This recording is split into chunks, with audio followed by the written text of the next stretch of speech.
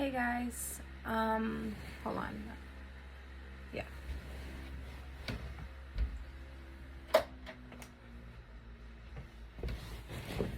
Alright. Hey guys. So, I just wanted to talk about when I was 17 and how I was taken advantage of.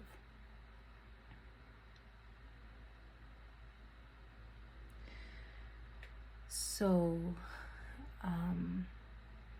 I was home,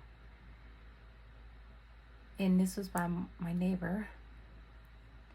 He was younger than me. He went to the same high school as me.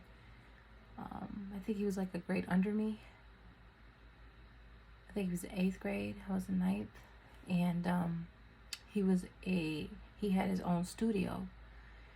Now, mind you, I was there before with my brother, and he would like record music, and he had his own little booth and everything like that. So I'm gonna skip to the story. So anyway, I was at home and I was on the phone with him, and I think, I told him that I wanted to record, and he told me that I can come by today and I can record with him. Now, he told me that his parents were home and everything too. And so I had my mom drop me off. When I went into the house, it was quiet. What is this? It was quiet. And he like opened his garage door and he let me in through that way. So I go into his house and like I said, it was quiet. Oh, and I just took my braids out. Sorry, guys. Anyway, yeah. It's like 3 months of braids, so hair's coming out. But anyway, so we go into his room. That's where his studio is. So I didn't think anything of it, you know what I mean? Like, whatever. So he shuts the door. I think the door, I don't remember. Yeah, he shut the door. And like, he was like, all right, go in the booth. So I go in the booth. We were playing with some beats or whatever. I was singing on some of them. And then, like, I don't know, like, I was like, okay, I'm ready to go home. And he was like, okay, whatever, And then, like, I remember I was going towards the door and he, like, jumped in front of it. And I'm like, what are you doing? And he just started smiling. And I knew that he wasn't playing. Like, I knew that this man can hurt me if I was reluctant to what he wanted. So he started backing me up towards his bed, and I didn't want to do anything. And I was like, I want to, what are you doing? Your parents are here. And he was like, my parents aren't here. And I just knew, like,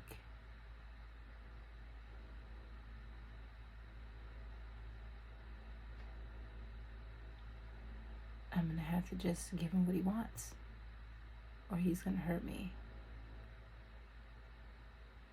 Because the smile that I saw wasn't just like that. It was like you're not going anywhere. You're mine now. You're mine. And after that happened, like, I just left.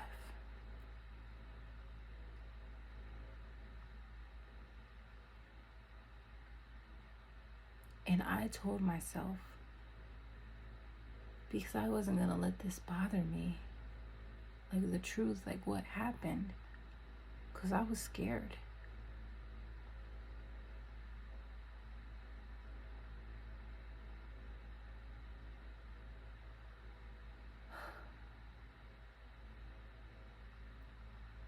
And he still was in my life.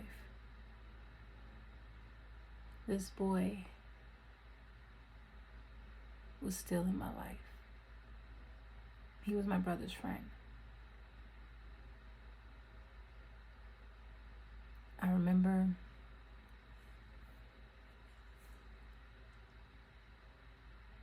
I was in my room at home, and I was on the phone with my friend. He was a guy, and I was talking to him, and I did not know that boy was outside my room. And he comes into my room, and he like snatches me up and pins me against the wall, puts his hand over my throat.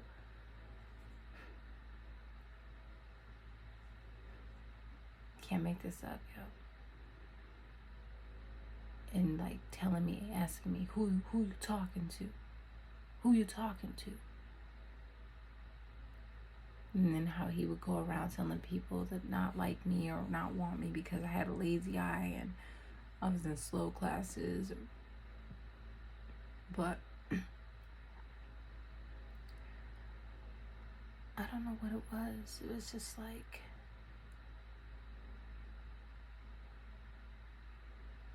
it was bad, you know, and it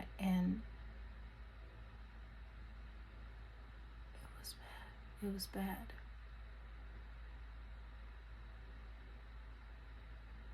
I really believed in my mind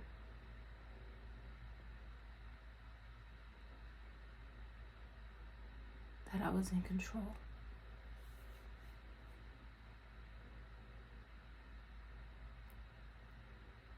And I remember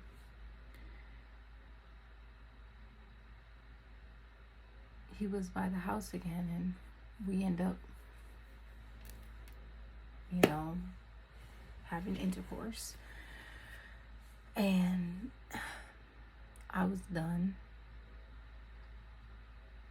and he wasn't. So he bit me.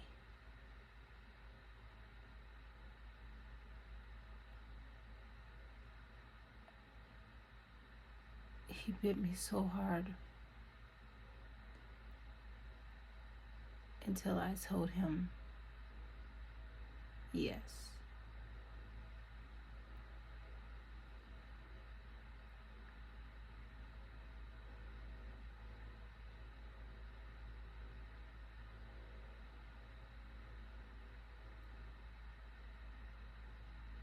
And I had a scar for a very long time of his bite mark. And I was like, never, I can't. He's crazy. He's unstable.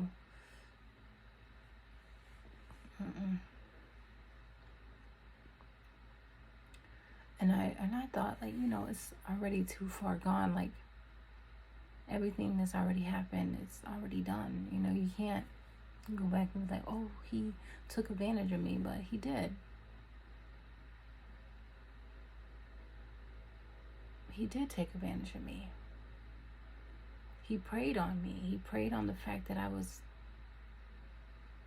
an artist. And he wasn't the only one.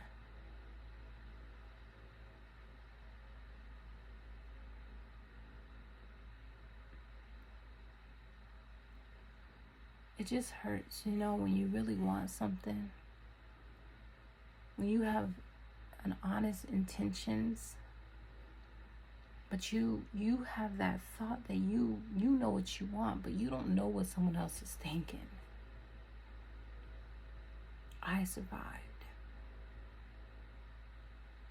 That's what I did. And though I survived, it still affected me because it happened another time with another artist who was a friend. And he convinced me that we were going to make music. And I went over to his apartment. And all I know is my mom dropped me off again. And I went into his house. He gave me a drink. And then he asked me to come to his room. And I went. Like an idiot. I honestly was just sitting on that. I was sitting in his room thinking, like, I thought we were going to record music.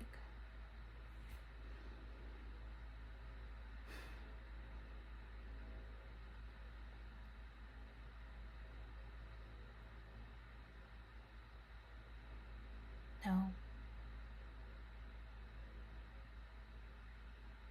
See, the problem was with me is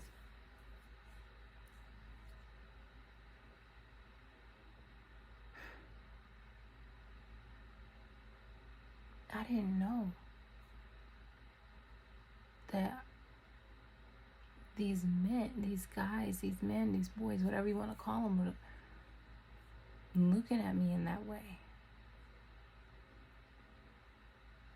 I was watching a video about, who was it? It was Keke Palmer, and she was saying that you have to realize that you're a woman. That when you're hugging someone, they're feeling something, and it's true. No matter what. No matter what you think of yourself. No matter what you see in that mirror, even though because you see yourself every day, you don't see what someone else is seeing. Don't go to people's house. Don't go to guys' houses by yourself. Don't do that. That is the biggest lesson.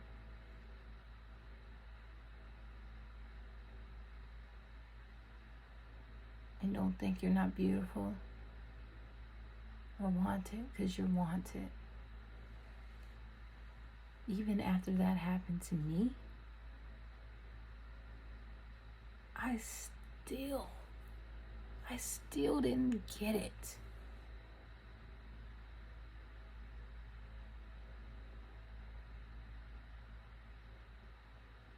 It's sad, but it's true. Anyway, I survived. I'm here. I didn't let them kill my passion of making music.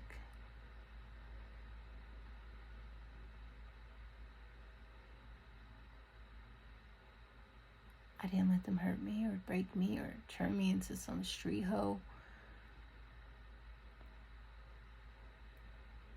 I know the first guy I told you about, he actually ended up killing his daughter.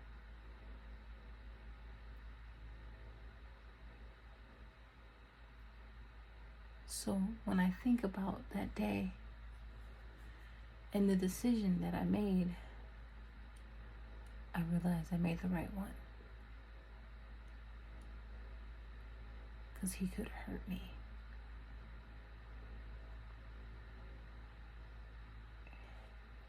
And I know that I wasn't going to go home.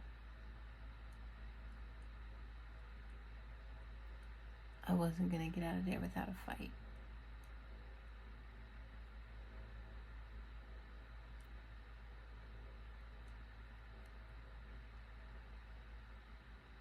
That's why I'm very conscious about my situations and where I go and where I put my time and my trust.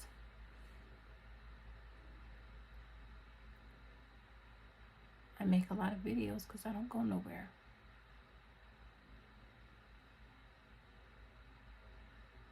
Because I know what people are capable of.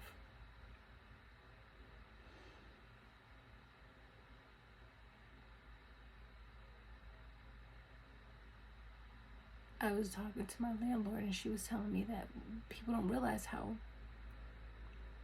us women, we have to be on guard every minute, every second of our lives.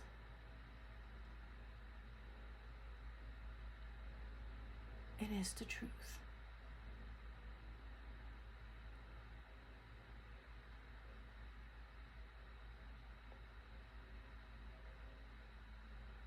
Rape is rape. Even if there is yes or yes or no, it's still rape. But when you're looking at a monster,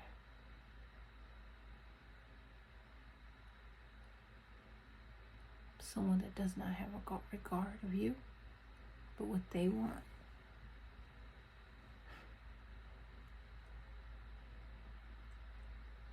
just know you have to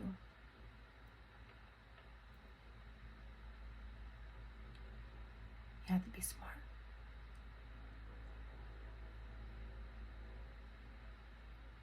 And I never told anybody. I think I told my best friend, but yeah, it was this arm. It was like down here somewhere. You can't see it no more because it's been years, but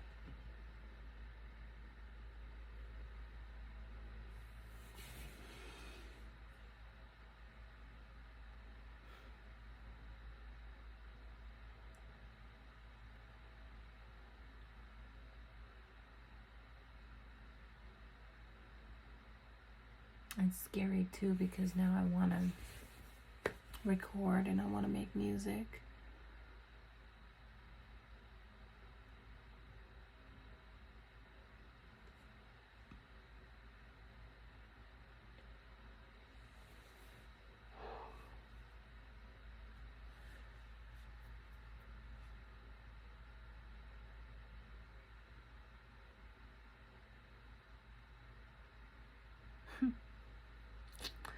Alright guys, so that was my video. I just wanted to be able to come out and say that I'm a survivor. And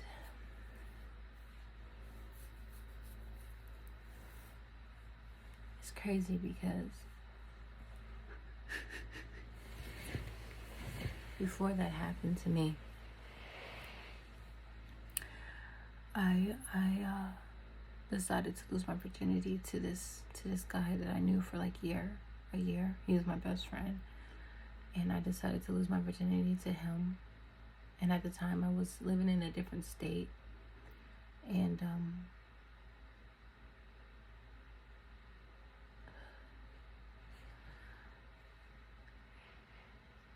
yeah.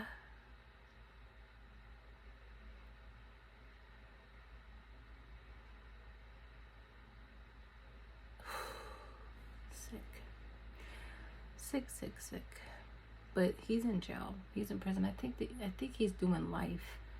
So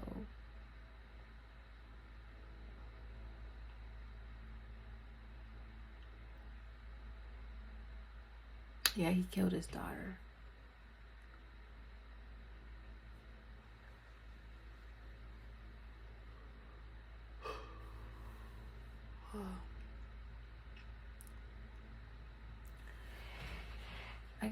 In a way, it's like,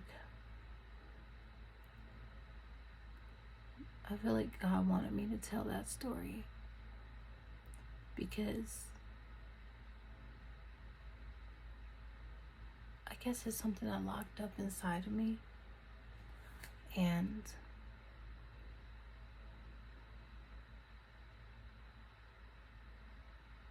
I just didn't want to talk about it. You know?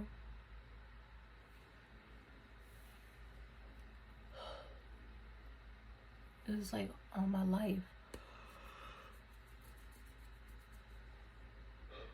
Ever since I was a little girl, I was looked at in that way. Like, I remember one time I was about, I would say 9 or 10, 8, 9 or 10.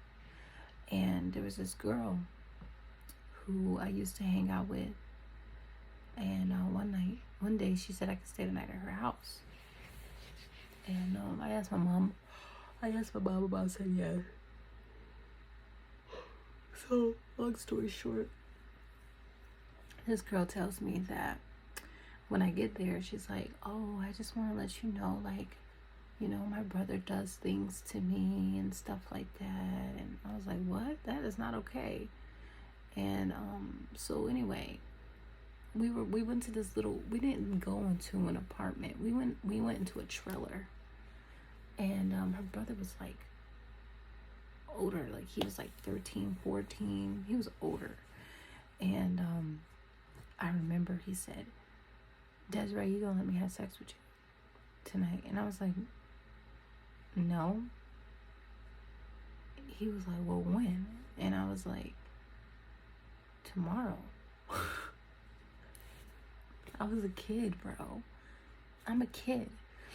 So I don't know how this all happened, but me and her were asleep in the trailer. It was the next day. And we woke up and it was just me and her. And the trailer door was locked. I think she locked it. I think she woke me up. She was like, Desiree, get up. And I was like, what? She's like, we gotta go. We gotta get out. And I was like, what are you talking about? And I looked out the window and it's her brother with a bunch of boys. And I'm like, what is going on? He was like, we're gonna have sex with you and my sister. And I was like, I'm not, no, I'm not doing that. I wasn't serious. I told him, I said, I was not serious. You're how old and I'm how old? He was like, we're gonna get in no matter what. We're gonna get in. And I'm telling you, there was like 6 boys. I'm not lying. 6 boys was outside that trailer. She was crying. She was bawling. Like, when I tell you this girl was crying, she was not. I said, girl, you tripping. I was like, we gotta get out of here, yo. Like, we can't stay in here. And so, like, they're trying to get in and they're harassing us, telling us to open up the door. Thankfully, the door was locked. I think she did that. And I ended up getting on top of the trailer. And I was like, I'm not doing nothing with any of you. I'm not doing anything with you. And oh my God. Yo, I don't know what it was in me, but something said jump and run. When I tell you, that girl, I don't know what happened to her that day, but I know that she was on some other crying. She was about to open the door. Yo, I jumped. I hit the ground and I ran. I ran so hard without looking back. I ran. My heart was pounding. They were chasing me. I was running. I ran down the street until I saw this woman with a gnome in front of her yard. I said, please help me. These boys are trying to make me have sex with them. She was like, get away from her. Get away. She was like, shoo, go away. And he was like, we're just playing with her. And I waited and I ran home. And I never hung out with that little girl again.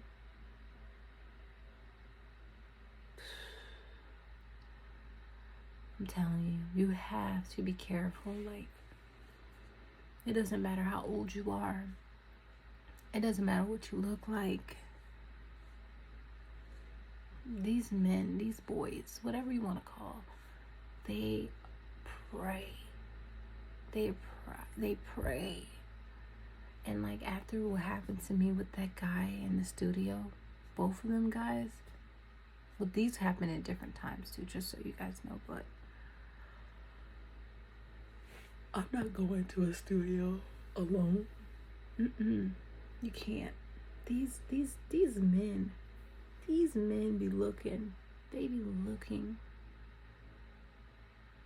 They do. They look. So anyway, guys, I just wanted to tell that story and let you know that I'm okay. You know what I mean? Like, I know that God protects me every single day of my life. I may not go out there a lot, but I'm careful. I'm careful with my surroundings. I'm careful with who I bring myself around, who I'm close to. You can't trust females either. There's another story. That is another story. But listen, be safe. If you're following your dreams, you want to do music, you want to go to a studio, bring a friend with you. Don't trust nobody. I don't care if this is your best friend in high school, college, elementary. I don't care. Be safe. Please. Because what you may think isn't what the next person is thinking. Meaning like their intentions. Just gotta be careful. God bless. Have a good night. I'm out. Peace.